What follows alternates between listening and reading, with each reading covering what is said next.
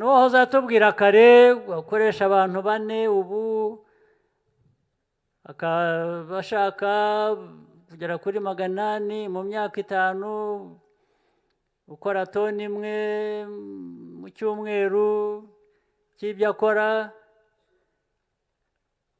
Nagira ngo abari hano dukorana nabo bakorana n'abaturage uriya baba bakwiye kumwegera bakareba icyo akeneye.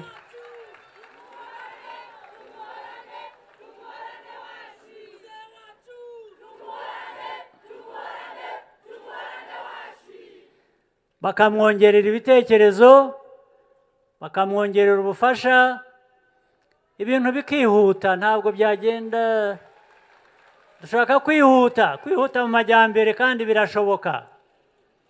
Buriya aragenda buhoro nk'uko yabivugaga kubera ko arakora wenyine ibyo ashoboye, aragerageza uko ashoboye ariko ntabwo aragira ubufasha bwatuma ibyo akora byiyongera ubwinshi cyangwa byihuta. Nicyo rero ubu mugiye gutora FPR, umuyobozi wa FPR, politiki ya FPR.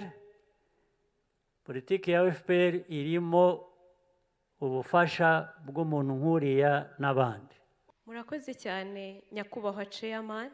Urugendo rwanjye rwo kuba rwiyemezamirimo ukora ubuhinzi bw'inyanya kandi bwa kijyambere byatangiye ari ubuzima bugoye, ubwo twatangiye nta bushobozi dufite, ariko twishatsemo ibisubizo nk'urubyiruko, nk'uko muhora mutugira inama y'uko urubyiruko dufite amahirwe menshi. Twatangiye dutira umurima, tugahinga, umusaruro twejeje tukagabana na nyir'umurima. Nyuma y'ibyo twaje dukomeza kurota, dukomeza inzozi zacu. Nyuma twaje kubona umuterankunga adutera inkunga, tubasha kugura umurima watubereye intangiriro. Twakomeje gutyo dukomeza gufatiranya amahirwe muduha n'imiyoborere myiza nyakubahwa Chairman. Twaje kugera ku rwego rw'uko tuzajya duhinga. Twatangiye dusarura ibiro 50 by'inyanya, ariko ntitwacitse intege, twakomeje urwo rugendo. Nyuma aho twageze tubona mu gihe cy'izuba guhinga ntago bijya bishoboka, twishakamo ibisubizo kuko twagize amahirwe yo kuba umurenge wacu wa Nyabitekeri uturanye n'ikiyaga cya Kivu. Ikiyaga cya Kivu twakibyaje umusaruro, dushaka imirasire y'izuba irajya idufasha kuhira imyaka yacu. Ibyo byatumye tugira umusaruro, aho twavuye ku biro 50 tukaba dusigaye dusarura tone 3 z'inyanya. Sinibyo gusa nyakubahwa Chairman, twakomeje gufatirana amahirwe muduha nk'urubyiruko, nk'uko mutugira inama y'uko amahirwe atazaza ngo adusanga aho turi, ahubwo tugomba kuyashakisha aho ari hose. Kubw'imiyoborere myiza mwatekereje ko hari imishinga yaba yaragizweho ingaruka na Covid, natwe twatewe inkunga ya $1.4 bidufasha gukomeza kuzamura koperative yacu.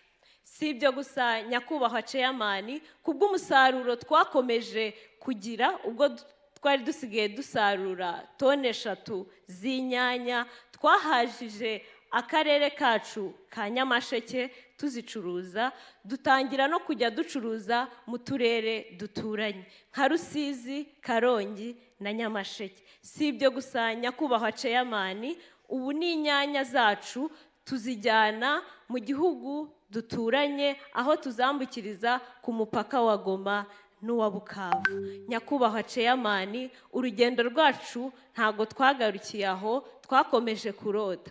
Ubwo nari maze kubona maze kugenda ntera imbere, twatangiye no gukorera ubucuruzi bwacu kuri social media nka TikTok. Umunyamahanga wo muri Congo Brazzaville yarabibonye arabikunda, turavugana amwifuzaho ko namugurisha inyanya.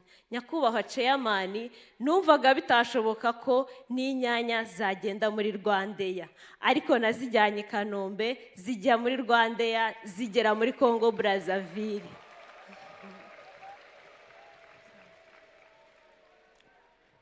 Nyakubahwa Chairman, twakomeje gukomeza dufatirana amahirwe muduha nk'urubyiruko kubw'imiyoborere myiza. Twagize amahirwe yo kuvukira mu Rwanda rufite imiyoborere myiza, riduha amahirwe nk'urubyiruko, cyane cyane n'umwana w'umukobwa n'umugore. Christian Karame Sandrine, ntawe mperutse no kukubona kuri televiziyo witabiriye Youth Connect. nanjye buriya ntabwo noroshye, ntabwo wagira chairman w'umuryango utoroshye ngo worohe, nawe njye ntabwo noroshye. Christian, ndabona kutoroshye. Yego, urabibona rwose.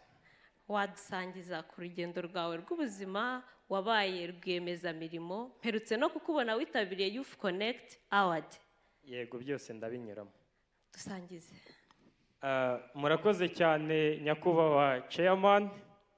Nk'uko mugenzi wanjye Sandrine abikomojeho, nanjye ndi rwiyemezamirimo w'urubyiruko ufite akanyamuneza kenshi aka kanya kuba mpagaze imbere ya nyakubahwa chairman, umutoza w'ikirenga. Ndumva mwamumpera amashyi menshi cyane.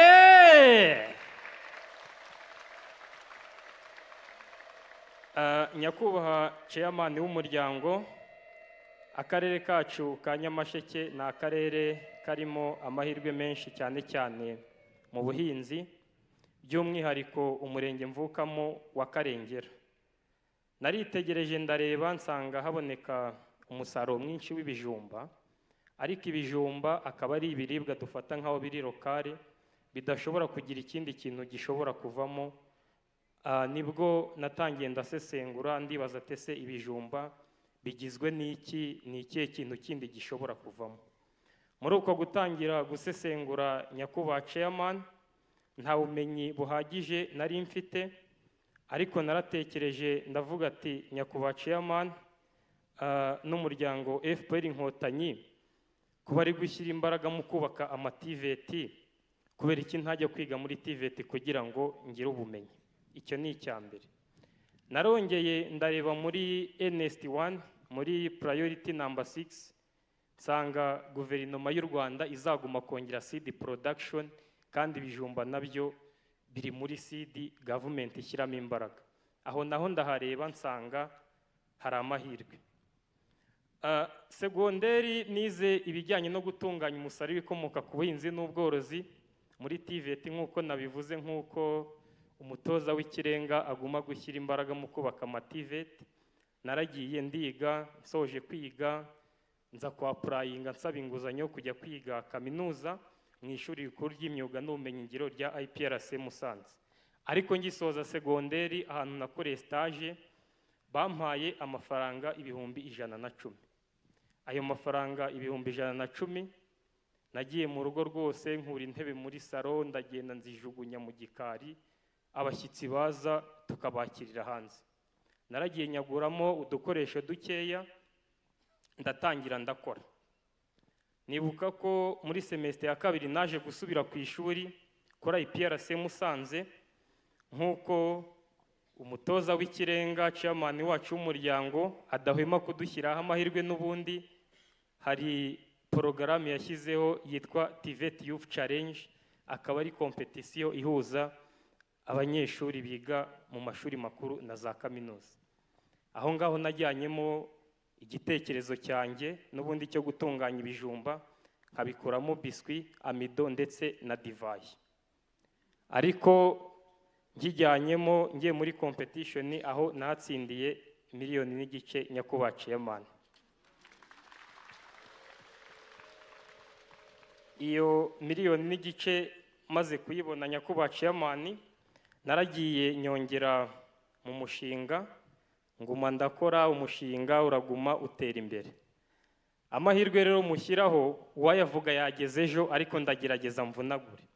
Mu mwaka wa 2023 n'ubundi hari amahirwe yandi mwashyizeho yitwa Youth Connect Award, akaba ari amarushanwa ahuza ba rwiyemezamirimo b'urubyiruko. Ndi kubivuga kugira ngo n'abaraha b'urubyiruko babimenye, kuko hari abatazi ko bihari. icyo wakora kandi icyo dukwiriye gukora nk'abanyarwanda ni ukongera agaciro ku musaruro wacu wose, tukagira inganda zibikora, ahubwo aho kujya kubivana hanze kandi byavuye hano bitunganijwe kuva hanze, tukaba twe twahahira abo hanze byatunganirijwe hano. Mu mwaka w'2023 n'ubundi hari amahirwe yandi mwashyizeho yitwa Youth Connect Award, akaba ari amarushanwa ahuza ba rwiyemezamirimo b'urubyiruko. Ndi kubivuga kugira ngo n'abaraha b'urubyiruko babimenye, kuko hari abatazi ko bihari. Ayo marushanwa nayagiyemo nyakubahwa chairman ku rwego rw'intara, naho natsindiye miliyoni nyongera mu mushinga nguma ndakora. Ndimo nsoza ku rugendo rwanjye, n'ubundi uyu mwaka nagize amahirwe nyakubahwa chairman yo kwitabira Youth Connect African Summit yo muri Kenya, aho nanahibyiye byinshi, guturuka Nyamasheke ukagera i Kigali ukajya muri Kenya. Nyine bigaragara ko na ya mvugo yavuye bavuga ngo banyarwanda namwe banyacyangugu. Mu gihe cyo hambere uko tubisoma nta munyacyangugu washoboraga kugeraho, ariko ubu ngubu twese dusigaye turi abanyarwanda, gahunda ni ndi umunyarwanda. Paul Kagame. Nyakubahwa chairman, nagiye mu nzu itagendera ku butaka nturutse nyama, inzu rwose igenda, inzu igendera mu kirere, ndavuga indege. Ayo ngayo ni amahirwe rwose, kandi buriya bavuga ko umuntu wagiye mu ndege nibura aba yakabije inzozi. Nyakubahwa chairman, nguma kubashimira cyane kuba mutuma ibyo twita inzozi nk'urubyiruko tubikabya, kandi ni ku gipfunsi turi kumwe cyane. Ko muri Kenya nabonye ko burya ntabwo uri chairman mu Rwanda, n'ahandi ugeze uri chairman w'abachairman.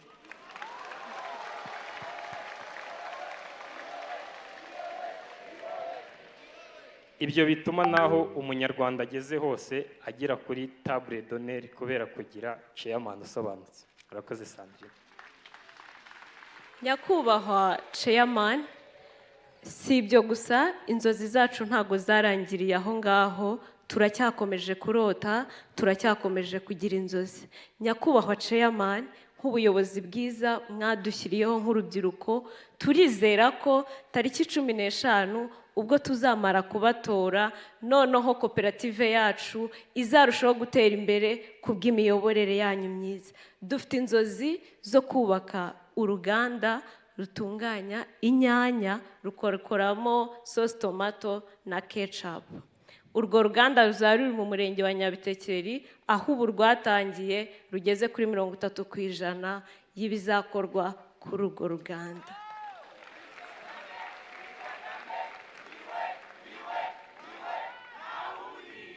Nyakubahwa chairman, nk'urubyiruko turiteguye, kandi kubw'imiyoborere yanyu myiza nk'urubyiruko dufitanye igihango, tuzabatora. Christian, wakomeje umbwira yuko uri rwiyemezamirimo, ese hari intumbero mufite cyangwa muracyakomeje gukabya inzozi zaho wagera nka rwiyemezamirimo ukiri mutoya? Mu by'ukuri dufite intumbero, wenda ntago nabikomojeho cyane. Twatangiye dutunganya ibiro 20 by'ibijumba ku munsi, none ubu ngubu tugeze nibura kuri toni y'ibijumba mu byumweru 2.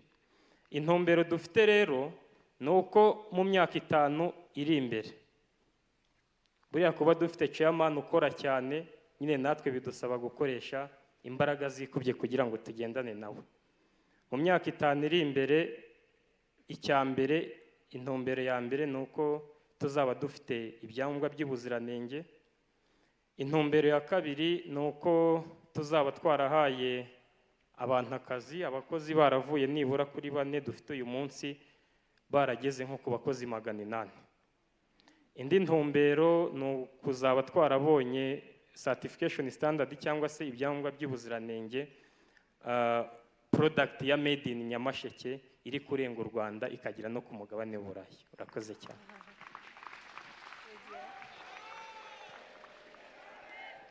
Sandrina.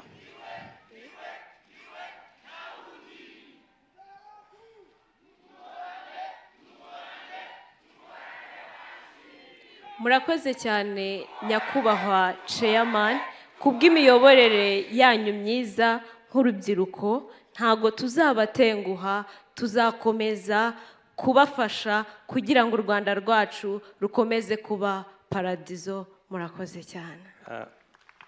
Urakoze cyane Sandrine. Nari mfite akantu gato nashaka gusorezaho kavuga ngo gutora Paul Kagame ni wane ni wane ni wanene. Hari ubuhinzi n'ubworozi ndetse bizamuka bikaba ibya kijyambere.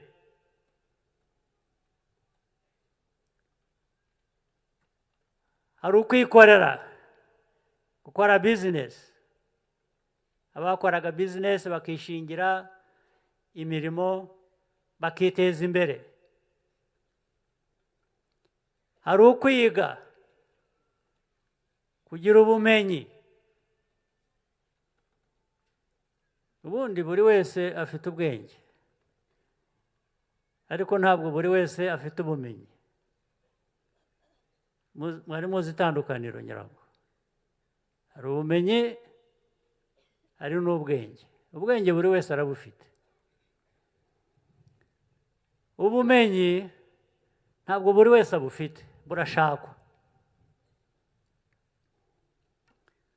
Twifuza rero ko buri munyarwanda yiga akagira ubumenyi, akagarukira aho ashaka kugarukira aho ariho hose. Bikubiye muri ibyo ngibyo. Ndetse tukubaka inganda za bya bindi abantu bose bavugaga bakora, ari abahinga ibyayi, ari abahinga ibyo ari byo byose, byaba ikawa, byaba ibijumba, byaba ibigori, byaba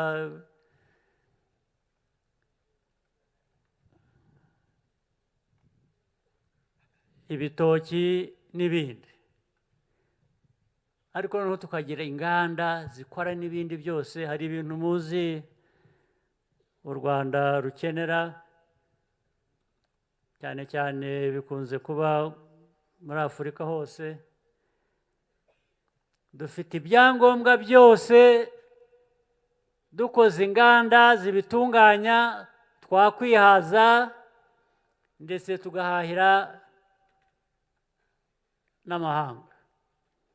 Ariko uko bimeze, dufite ibyangombwa byose, nta nganda dufite zo kubyongeraho agaciro. Icyo dukora bijya hanze ku mafaranga make, noneho bakazabitugarurira byatunganijwe ku mafaranga menshi biduhenze. Abantu bafite bwa bwenge navugaga rero, bafite politike nzima ikora,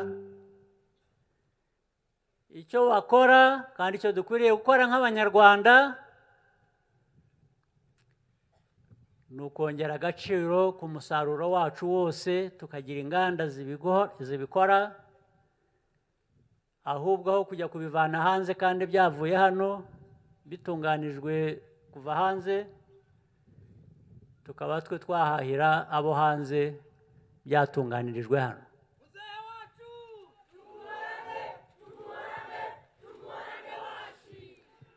Ibyo byose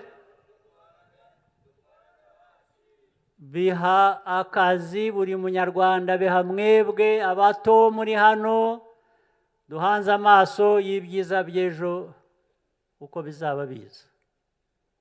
Sibyo? Nicyo FPR ibifuriza.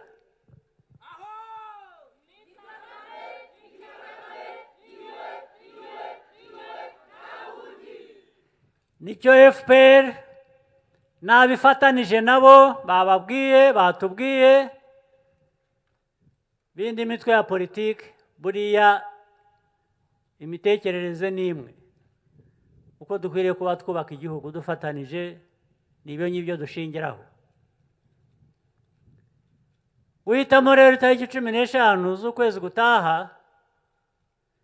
ni uguhitamo gukomeza iyo nzira yo kwiyubaka no kubaka igihugu cyacu muri ubwo buryo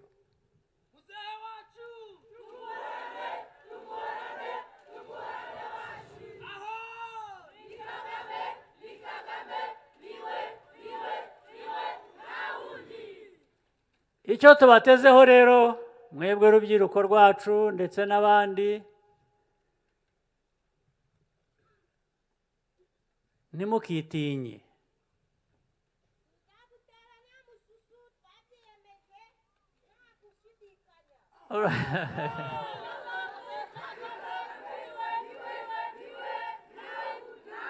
ntimukagire umususu igihe cyose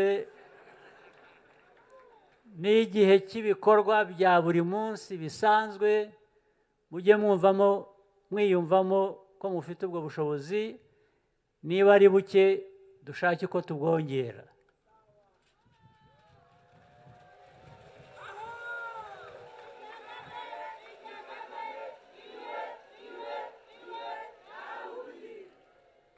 n'uwahoze atubwira kare gukoresha abantu 4 ubu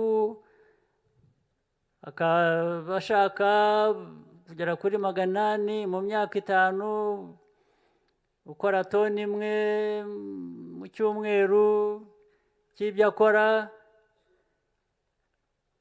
nagira ngo abari hano dukorana nabo bakorana n'abaturage uriya baba bakwiye kumwegera bakareba icyo akeneye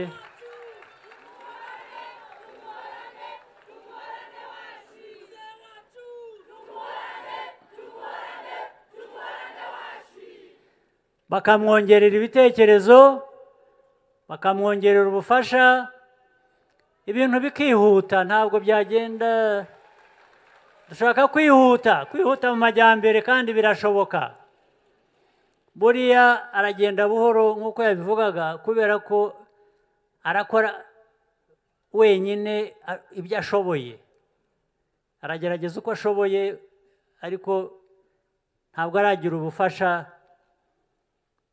bwatuma ibyo akora byiyongera ubwinshi cyangwa byihuta nicyo rero ubu mugiye gutora FPR umuyobozi wa FPR politiki ya FPR politiki ya FPR irimo ubufasha bw'umuntu nk'uriya n'abandi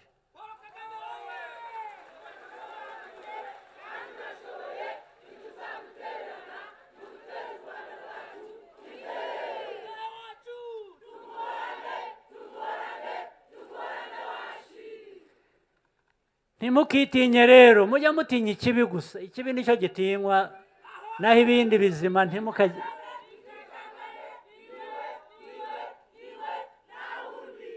ntimugashidikanye ko mushoboye kandi bidashobotse muri uyu mwanya abantu babifatanya bigashoboka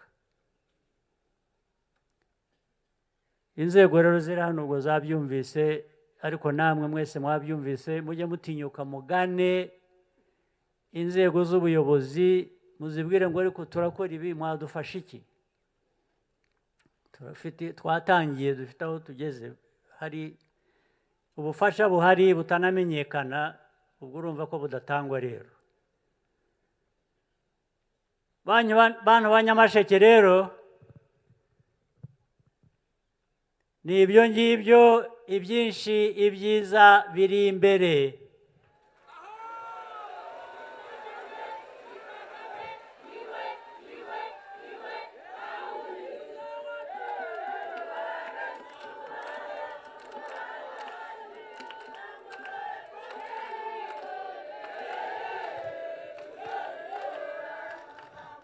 duhereye ku mutekano twongeraho imiyoborere myiza tukongeraho gukora no gufatanya, nta gishobora kutunanira, ibintu bizihuta.